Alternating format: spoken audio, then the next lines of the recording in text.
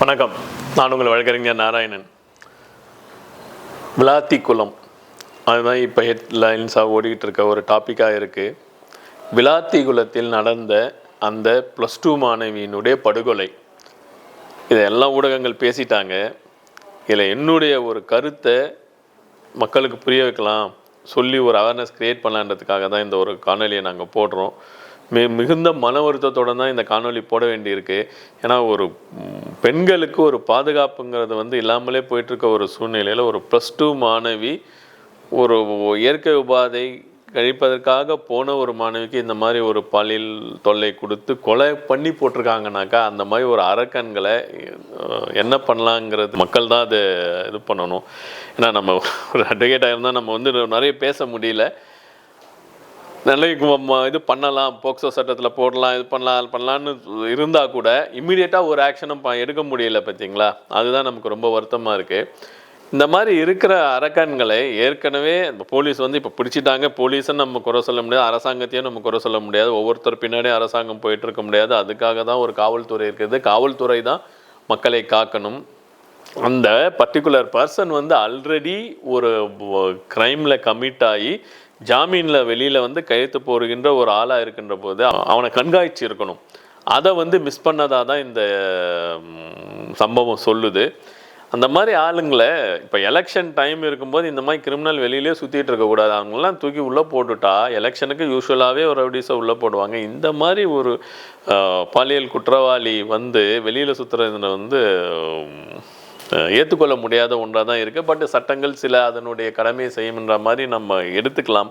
இருந்தாலும் சட்டங்கள், போக்சோ சட்டங்கள் கடுமையாக இருந்தாலும் இன்னும் கொஞ்சம் அந்த சட்டங்களை வலுப்பெற செய்ய வேண்டும் அப்படின்றது தான் மக்களுடைய கருத்தாக இருக்குது. நான் வழக்கறிஞராக இதை சொல்கிறத விட ஒரு தனி மனிதனாக எனக்கு இருக்கின்ற ஆதங்கத்தை தான் நான் இப்போ சொல்ல வந்திருக்கேன்.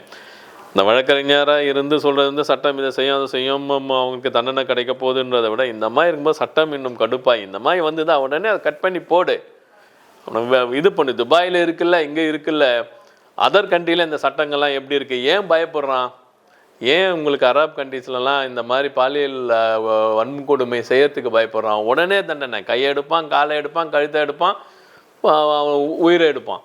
ஸோ அந்த மாதிரி சட்டங்கள் அட்லீஸ்ட் இந்த பாலியல் குற்றத்துக்காகவாவது கொண்டு வந்தாதான் இவங்க திருந்துவாங்க. இல்லைன்னா அவங்க திருந்தறதுக்கு சான்ஸே கிடையாதுங்க. ஏன்னா முதல்ல மது போதைக்கு அடிமையாகிறாங்க. மது போதை அடிமையாகி போதை பழக்கத்துக்கு அடிமையான இந்த பசங்க என்ன பண்ணுறாங்கனாக்க இந்த மாதிரி செயல்களில் ஈடுபடுறாங்க. ஸோ இப்படி இருக்கும்போது ஒன்று மதுவை நிறுத்த வேண்டும், போதை வஸ்துக்களை நிறுத்த வேண்டும். இரண்டாவது சட்டங்கள் கடுமையாக்கப்பட வேண்டும். இந்த மாதிரி ஒரு குற்றவாளிகளை உடனே முடிவு பண்ணியாச்சா உடனே கையை எடுத்துரு, காலை எடுத்துரு அப்படின்ற மாதிரி இந்தியாவிலும் சட்டங்கள் வந்தாதான் இந்த மாதிரி பாலியல் குற்றவாளிகளை பயமுறுத்த முடியும்.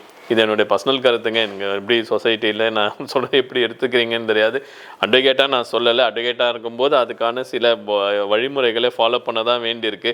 இருந்தாலும் ஒரு தனி மனிதனாக ஒரு சொசைட்டியின் கருத்தாக நான் இதை சொல்ல வேண்டி இருக்கின்றது. ஸோ இந்த மாதிரி ஒரு பாலியல் குற்றவாளிகள் இம்மிடியட்டாக தண்டிக்கப்பட வேண்டும் எப்படின்னு தான் மக்களுடைய விருப்பம்.